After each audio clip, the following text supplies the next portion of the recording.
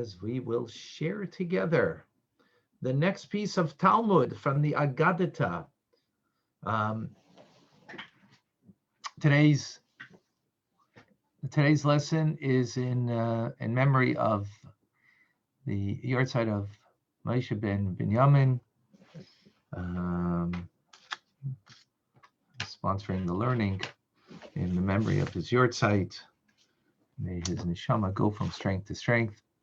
Remember him very well. He used to come here to synagogue and be with us.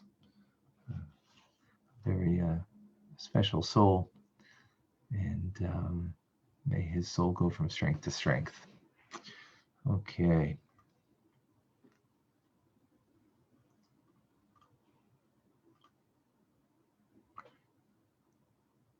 Do you see before you, what I see before me? You see the Talmud? Yes. Beautiful. Is it sufficiently clear? And you can pinch it to make it bigger if you need to. How do I pinch? You just touch the screen and spread it out. Well, that's what we can do. That we can do that. Yeah. Oh, so please do it. Yeah, I can I'm do not, it on my screen too. Okay, good, because I don't see how I could do it. I've in some instances I've seen and been capable, but in this instance I don't see it. Okay, great. So we continue today where we left off with Rabbi Eliezer and the watches. We continue now. The Talmud goes in Talmud Berachos, daf, page 3, the first part of the first page. A daf is a folio. Folio is 2 sides, so this is the first side. So, incidental to the mention of the elevated significance of the night watches, the Gemara cites a related story. It was taught in Aramaic. That's, you know what that word is in Aramaic? It was taught. Anybody know? Some of you join it every day. Tanya. Tanya means it was taught.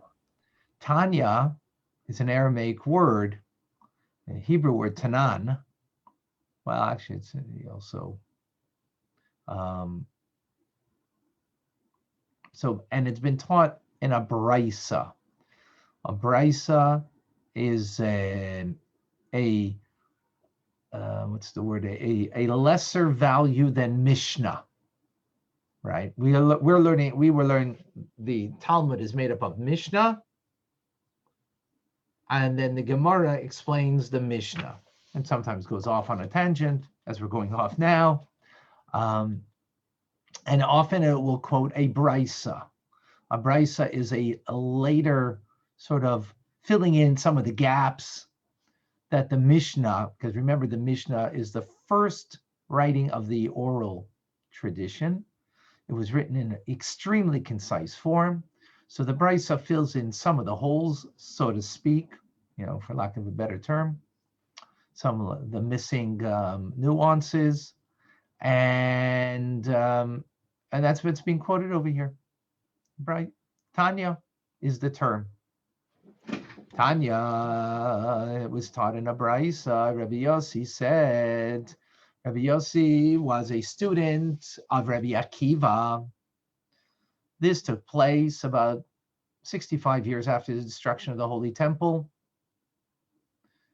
And the land laid waste.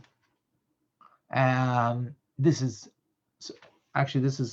maybe a little more than 65 years, because 65 years after the destruction of the Holy Temple, Bar Kochva, who Rabbi Akiva backed in his battle against the Romans, and that battling for a couple of years against the Romans until he was finally killed by the Romans.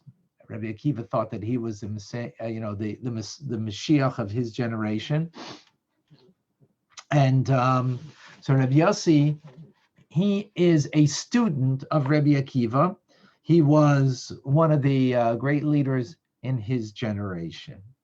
Okay, that's the historical context and background here.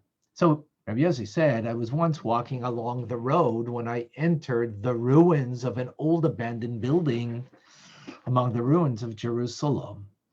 Again, they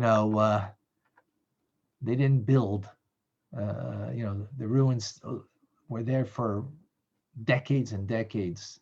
And of course, we're still in the ruins, so to speak, in the sense that we're waiting for the third holy temple to be built.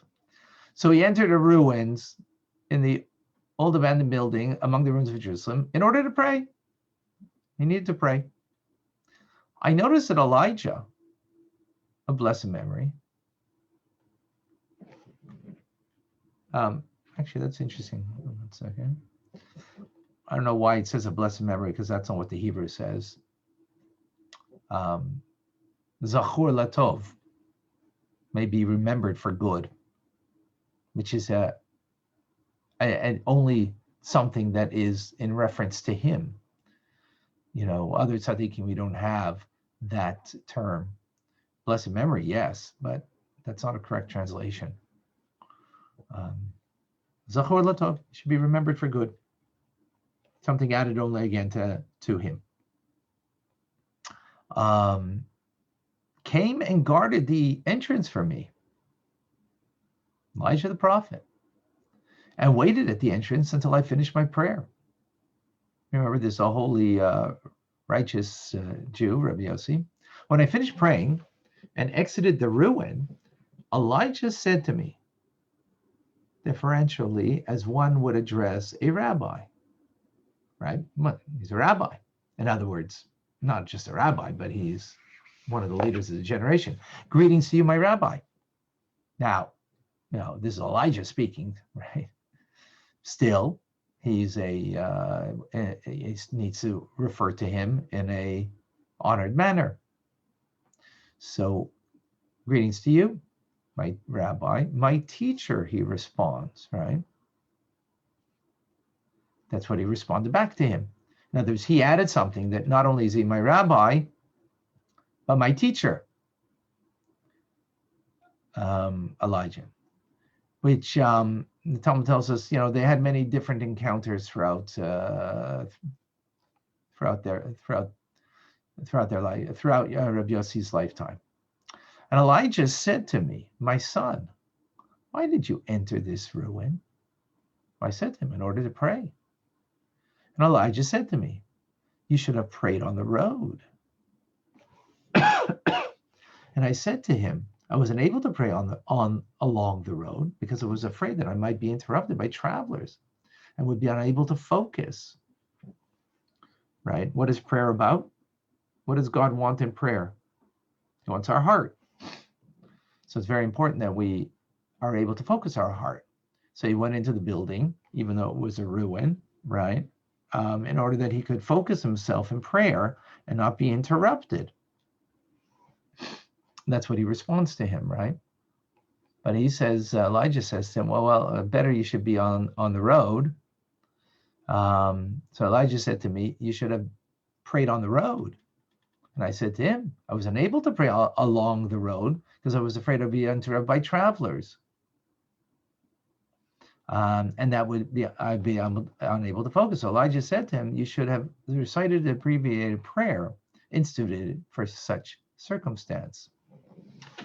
Now, we know when he says prayer over here, that, by the way, is referring specifically to the Amidah, Shmoneh Esrei, right? The one that we, 3 steps back, 3 steps forward, our private audience for the Almighty, as I make note often when we do this prayer. And he says, well, you should have abbreviated instead of the longer 19 blessings that are involved. There's a shortened prayer when you're not able to focus, when you're not able to really give your heart and soul, right? When you would have been praying on the road. That is, for those who are familiar with the prayers, So we have the three beginning prayers, which are praise of God. The last three prayers are a thanksgiving to God, and that's 6. 13 intermediate prayers that we ask for health, we ask for wealth, we ask for a good, good mind, we ask for personal redemption, redemption for for all of humanity, for all of us, so on and so forth. Those are personal requests that we're making. So those personal requests in this abbreviated prayer, would be one prayer that includes very briefly an element of those 13 things that we request. So that way you would be able to focus and give your complete attention, your heart, to God in that particular prayer. This is what Elijah the prophet is saying and responding to him. Now, the truth is we don't do that today, because even when we're undisturbed, we're very disturbed. Meaning we don't need someone to disturb us from the outside in order that our prayers could be disrupted. We are disturbed from within that we are disrupted. In other words, it's hard for us to focus. So therefore, we go through the long prayer. We don't do that short prayer really today. I haven't seen it really in any instance that we should do that. But back in the day, prayer was much shorter. The service was much shorter than it is today, because today we need more time, we need more prayers to accomplish what they accomplished in a very short time. So even though that exists still today, but truth be said, I'm not certain I've seen an instance where really that has been used. We should train ourselves with the 19 blessings of the Amidah, and whether we're doing it in the Hebrew or doing it in the English or whatever language that we understand, we should focus on that. But this is the storyline, and this is what he says to him: abbreviated prayer. Why? Because you're on the road. You might get disrupted by some traveler, and therefore lose your focus or not be able to focus. And since it's about the focus, it's about your heart. So it's not about the length of the prayer as much as it is how focused you are with intent in your heart. This is what Elijah is saying to him. Is that clear? Yeah, we're good? All right. So Rabbi Yosei concluded at that time, from the brief exchange, at that time, meaning he had many other occurrences where he met with Elijah the prophet. I learned from him 3 things. I learned that one may not enter a ruin, and I learned that one need not enter a building to pray, but one may pray along the road. And I learned that one who prays along the road recites the abbreviated prayer so to maintain his focus.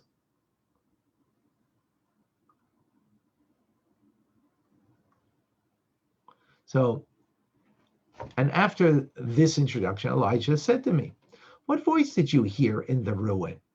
I responded, "I heard a heavenly voice." Heavenly voice means a bat kol or bas kol, which means a daughter's voice, which means an echo. Well, we use it for a term of an echo, meaning it's not direct. In other words, God, with holy people, he interacts with them, with holy people, right? Prophecy is more direct. He didn't have prophecy. Prophecy had ended at the beginning of the second Holy Temple. Prophecy had ended, but that doesn't mean God doesn't communicate with holy, righteous people. It just is I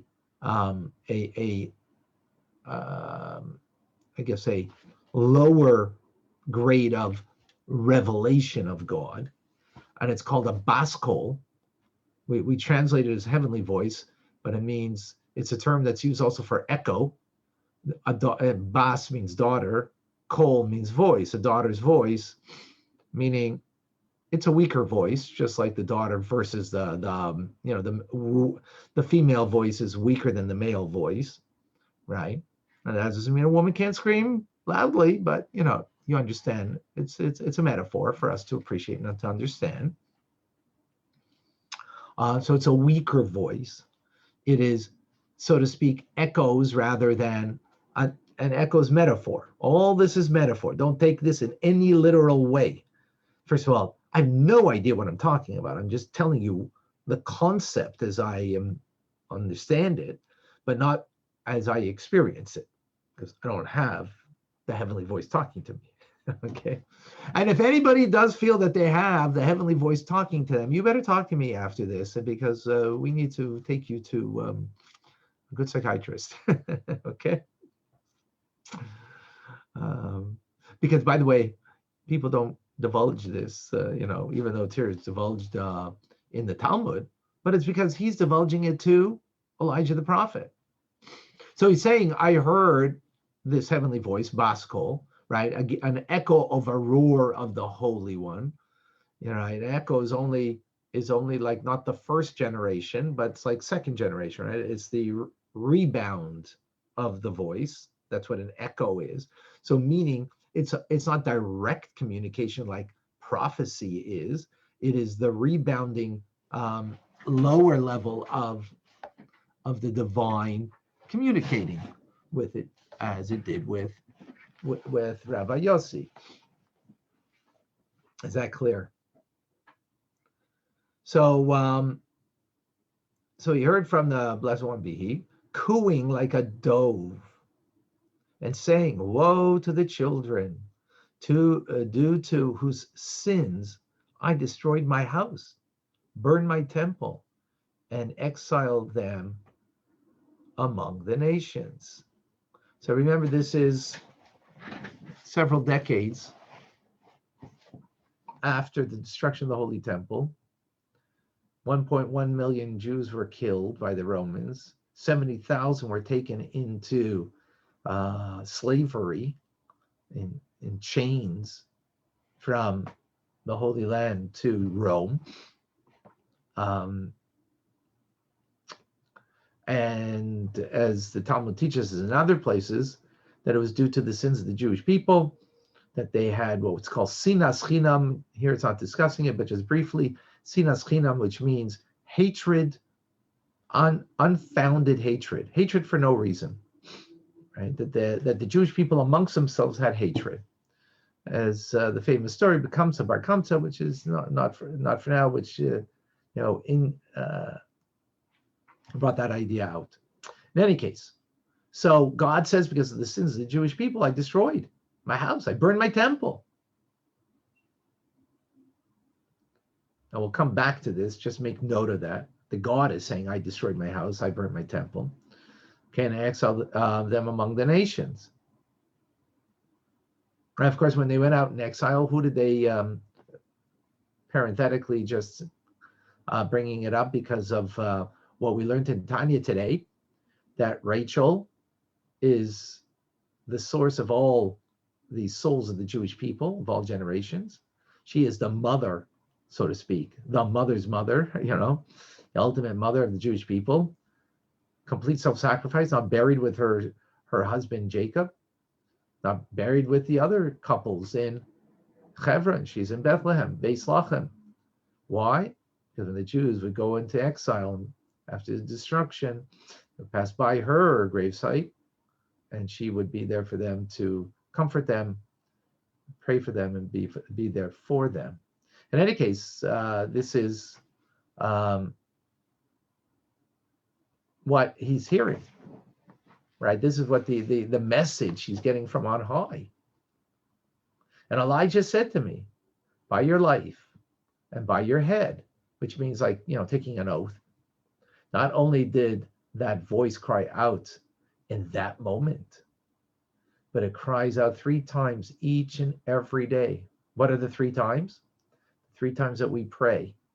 The 3 times that we pray the Amidah, Shachris, Mincha, Maariv, the heavenly voice cries out that that God is lamenting over the destruction of the Holy Temple, the divine presence of God.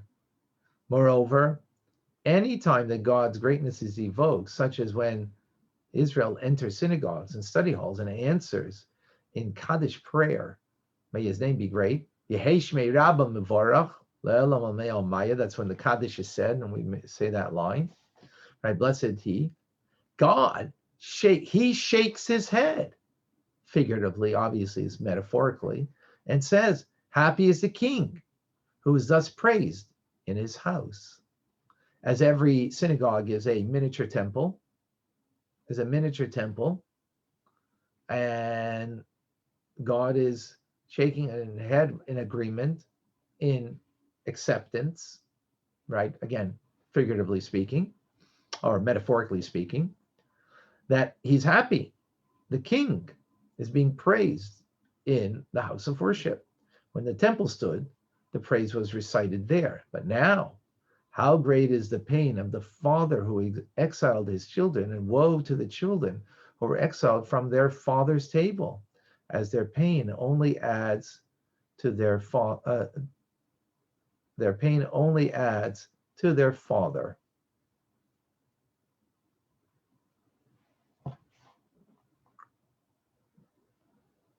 Okay.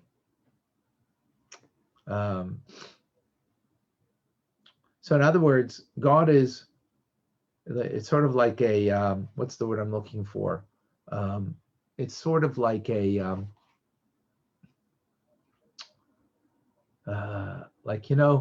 when you're happy about something but sad at the same time.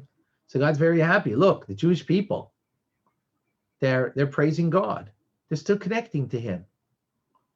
Even though it's, after the destruction of the Holy Temple and the presence of God isn't there, they're still connecting.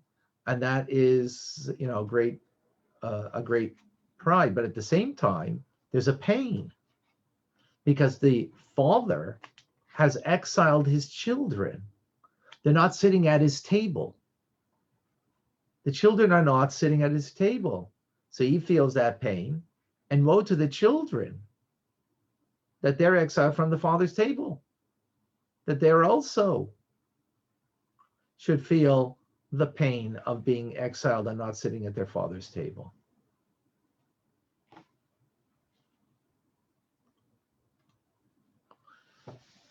Before we go a little more deeply into this, any questions, any comments, any thoughts, any things that come to mind?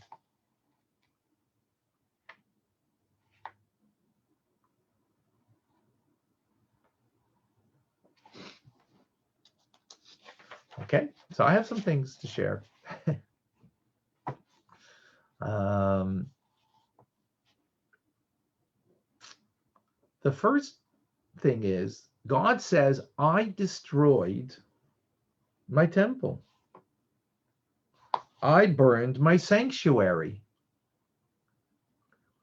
How do we understand that?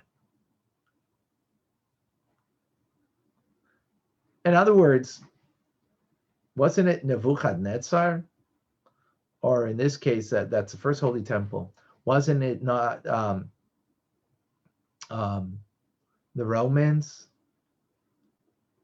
and Titus and Vespasian, who was the emperor at the time? They did the act. God allowed it to happen. So why is it saying that he destroyed?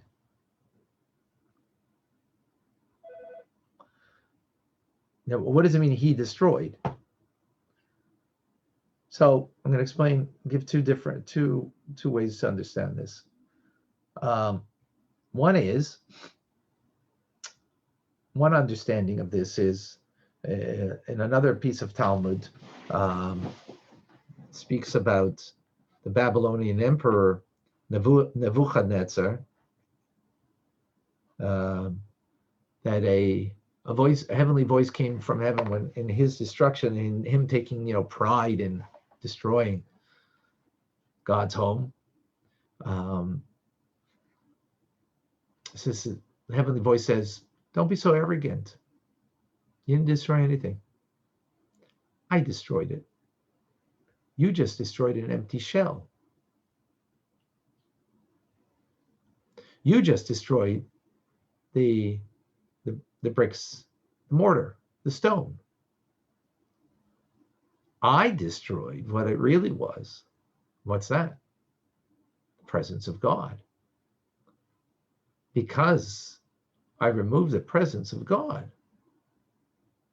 So therefore that enabled you that you could, in fact, do the dirty work, shall we say, of burning down an empty shell. Because of the sins of the Jewish people, therefore, the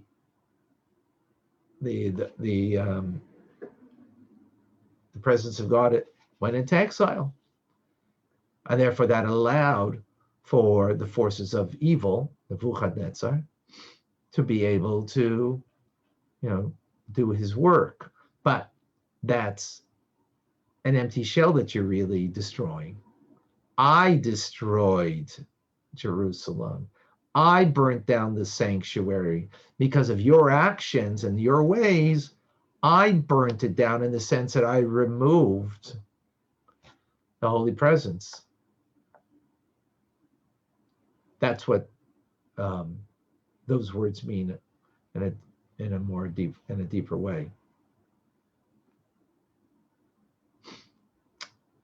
Let's take it even a step further, as the Alter Rebbe explains it based on Tanya. In fact, I can raise my hand to give charity, to do good. Raise my hand to, scratch my head. Can raise my hand, God forbid, to do some evil, right? The power to do so, even the physical act to do it, is not from me. God gives me the power to do it in different dimensions. To raise my hand to do charity, so I'm getting vitality direct from God, face to face, as it were, right? From his holiness, from his inwardness, his inward desire to give me vitality in that moment. As the metaphor I always give as a mother, when she gives food to her children, she's not giving food, she's giving love that's embodied in a physical reality of food. That's what she's doing. So God's giving us vitality, but really he's giving us his love. He's giving us his inner being. The power for me to stretch my arm to do an act of loving kindness. If someone raises their hand, God forbid, to hurt somebody, it's also a vitality that's coming from God, right? It's not coming from any other source. God is the only one source of life, of vitality. So it's coming from God, but here it's concealed, hidden, contracted, that vitality, that divine light that we don't even perceive where it's coming from. And we feel it's our own vitality. It's our choice, but not vitality. We have the choice, but the vitality to actually move your hand. I have the desire to move my hand, but in fact that I have the capability of doing that is vitality. I don't create my own vitality. It's vitality that God gives me. So to use it in an evil way, Nebuchadnezzar. So really, who's destroying the temple? It's God. It's not Nebuchadnezzar. He chose to be the evil agent. And for that, he is responsible for, he gets, judged and punished for his evil choices, right? But the very fact that he can actually perpetrate the act is because God's giving him the vitality. Where's he giving it to him from? His loving inner desire? Absolutely not. It's not coming from Kedusha. It's coming from an external will of God that is a means to an end, not an end in itself. Mother gives food as an end in itself because it's embodied in the food is love. That's an end in itself. That's why she forces you to eat, by the way. Right? Because she's forcing the love on you, you know.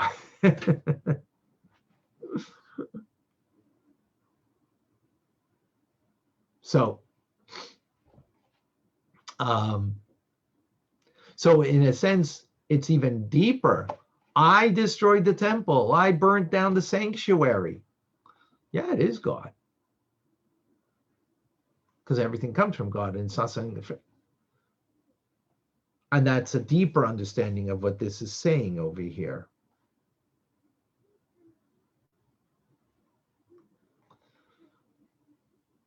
It makes it more awesome, right? And it makes it, therefore, for us to appreciate that it's a means to an end. And of course, that end is that we are going to rebuild it more sublime, more an eternal home that we're going to build, the third Beis Hamikdash of the coming Mashiach. So, you know, it gives us more of a, in other words, if we didn't get this explanation of Tanya, the first explanation was not based on Tanya, right? If we only had the other explanation, then what that would mean that I'm, my sins cause for God, for me to be disconnected from God, that bad things can happen. That now an evildoer can choose to bring evil and perpetrate evil upon me. Right? That's the first explanation we gave, right? God removed the presence, so therefore what he really only destroyed was an empty shell because God's presence was removed. Same thing is for us. If we disconnect from God, so God is, we're disconnected in that moment, which gives the opportunity, as we learned in the start of when I told over last week's Torah studies, if you recall, story of Rabbi Bar Nachmani, who was the third, who was the adjudicator in the heavenly argument, right, about leprosy, right? For those who were at that class, so the angel of death came to bring him upstairs, but couldn't do it. He was constantly learning. He never ceased from being connected. Well, you're connected to you can't. So there was a rustle in the outside that and he thought that, you know, enemies were coming to take him away. So he took away his focus, and the angel of death had that moment. When our time comes, God will find a way that we can be disrupted from the mitzvah that we're engaged in. If we're engaged in a mitzvah, disrupted at least mindfully, might be, you know, just so. So the point is, so since there was the removal of the divine presence that allowed the opportunity for for evildoers to create a vacuum. So that's, you know, that's without the Alter Rebbe's explanation, the deeper. So then you're going to be just focused on the sin that you did. Oh, look what the sin led to. It had a consequence. But the way Alter Rebbe is explaining is that, in fact, the vitality of this perpetrator of evil, who's responsible for it. So it's, you know, because they chose to do evil, right? So they're responsible. That's not the point, though, over here. The point is my perspective on it. How am I seeing this? That this is God through in Klipa, right? It's God is giving the vitality, not just allowing this person, but is giving actually the vitality. So, and where's it coming from? It's coming from the external will, which means it's a means to an end. So when I understand that, so I understand when this evil is happening to me, right? I understand it's coming from the external will of God, and my focus will be on it's a means to an end. What end is this to bring me to? So it won't be about the sin. I'm not focusing on the sin right now. What am I focusing on? This, you know, negative experience or negativity that's coming from a person, not necessarily the experience. It doesn't have to be negative now, right? I am accepting it because it's means to bring me somewhere. It's a means to an end. So I'm going to focus on where it's supposed to bring me, whether it's to tshuva, whatever the circumstances, whether it's tshuva, ways to fight back against this evildoer, whatever, whatever it is. Evildoers, maybe you have to fight back. That's not the point. The point is the focus will be on what is God want from me in this response. So if it's in destruction of the holy temple, what it'll be as a means to an end is that, well, I got to now build the holy temple.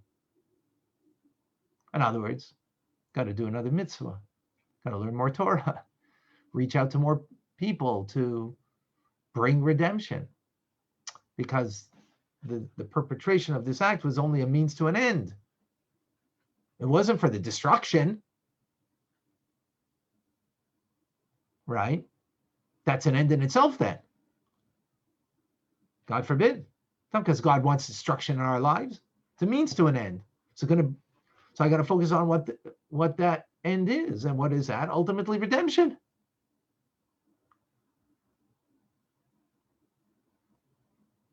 I got to do another mitzvah, right?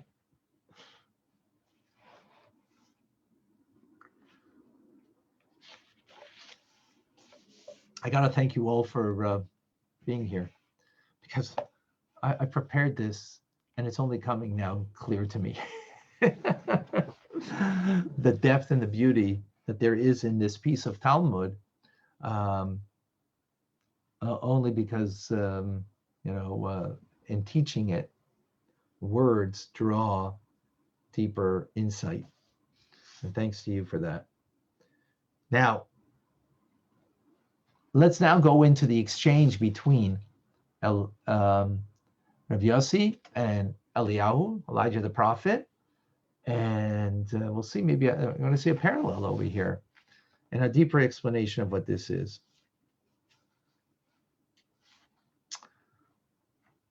So now we're going to learn this story as a metaphor, because everything we need, everything that we learn in Torah, it's got many dimensions to it. So there's pshat, simple meaning. There's drush, the homiletic, right? It needs to be understood on that level too. So now let's understand this is in a, so to speak, a metaphor. And what is that? Yosei is going into the ruins. What ruins? The ruins of Jerusalem. Into the not physical ruins. He did physically go into ruins. We're not taking that away, but now we're going to understand it on a different dimension. He went into the ruins of Jerusalem to occupy himself in the matter of the ruins. What brought about the ruins? Why the ruins? Right? Going there to pray, to restore the ruins. Right? Elijah asks him, my son, what reason did you enter the ruins? Did you go in there? You went in there to delve into it in intensity? That's what prayer represents, intensity, right? Perhaps you're questioning God's justice, right? Again, it's going into the idea of the ruins, the concept of the ruins. God ruined, right? Destroyed Jerusalem. He burnt down the sanctuary. So perhaps you're going there to question God's justice. No, he says. I went there to pray. I went there to bring a restoration to the ruins. So he says, well, if that's the case, then you should not pray in the ruins. You should pray on the road. What does that mean?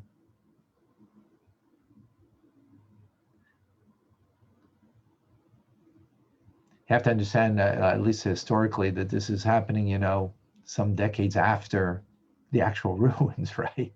And they're fresh there, the ruins, because Jerusalem, there were still ruins from the Roman destruction. So he says, well, it hasn't come time for restoration of the ruins yet, but the journey on the road is before us, and that's where you need to be, on the road for the journey. And that journey is going to be a bitter exile. That's what the journey is. And he says, and I'm afraid that if I go onto the road, I'm going to be disrupted in this journey by passerbyers. Right? Meaning, what does he say?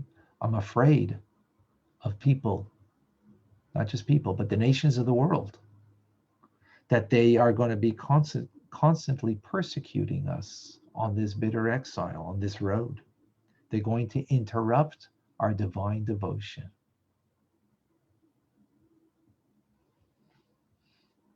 And it won't be possible then to complete the journey because of that. So Elijah says, what does he say? Shorten your prayer, and then you won't get disrupted.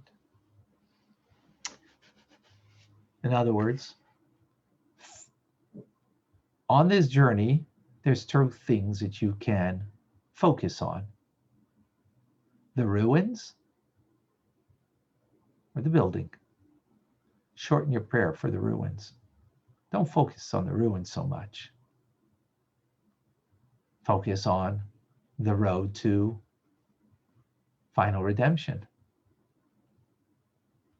Right? Don't cry out in any great manner about the ruins.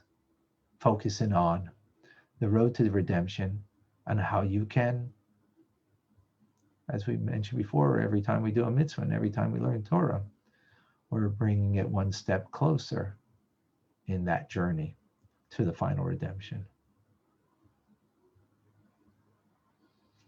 Again, a parallel idea over here that we just mentioned, right? You can focus in on the negativity, right? Or see that, that there's something that we can do to build. You can focus on what you're lacking, or see, my gosh, like on a personal level,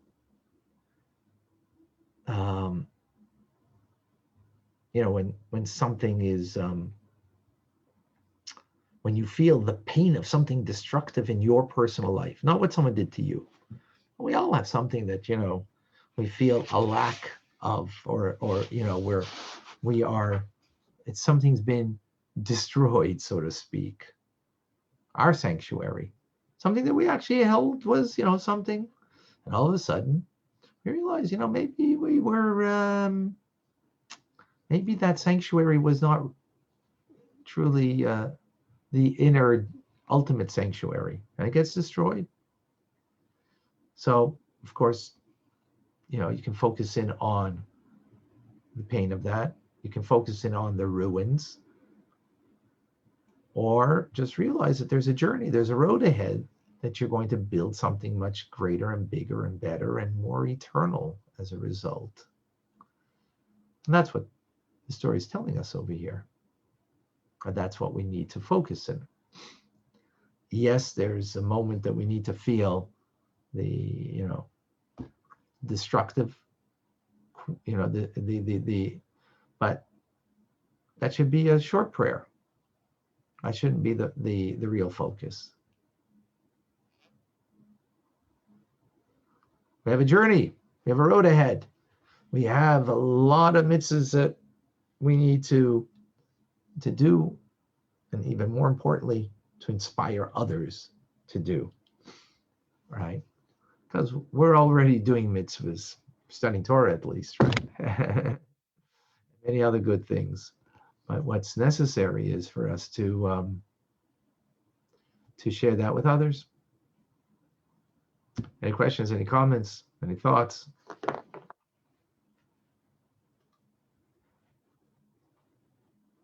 Yeah, it'd be a very powerful idea.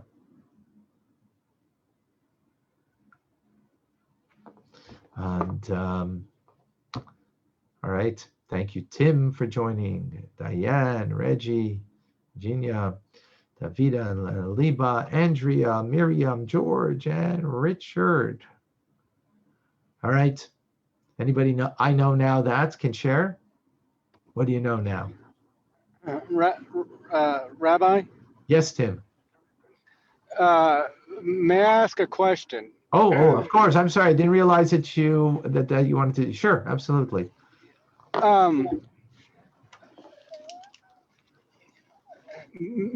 Mitzvahs. I get it. The question that is on my mind is, what about rebuilding the temple? I know we do that in our studies, with our minds. Right. So Rambam clearly says that that's something that Mashiach does. It's not something that we, the people, decide to do. Right.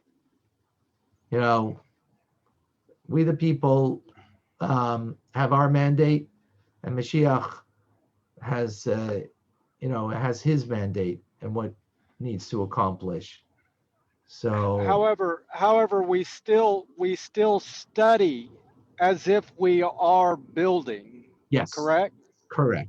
So that's our spiritual part, right? Just like Nebuchadnezzar destroyed the shell, the inner dimension is the spirit, which was the presence of God, that was removed because the spirit of the Jew to connect to God, they removed, right? So likewise, what do we need now to do is bring back that spirit of God, that connection to God, right? And through that, then that will bring then, so to speak, the outer shell, for lack of a better word, where ultimately the divine presence will rest. So we're doing the inside job that ultimately will bring to the expression on the outside, so to speak. The bricks and mortars, if you will, for lack of a better term. However, the bricks and mortars are important. Yes. Oh yeah, absolutely. Yeah.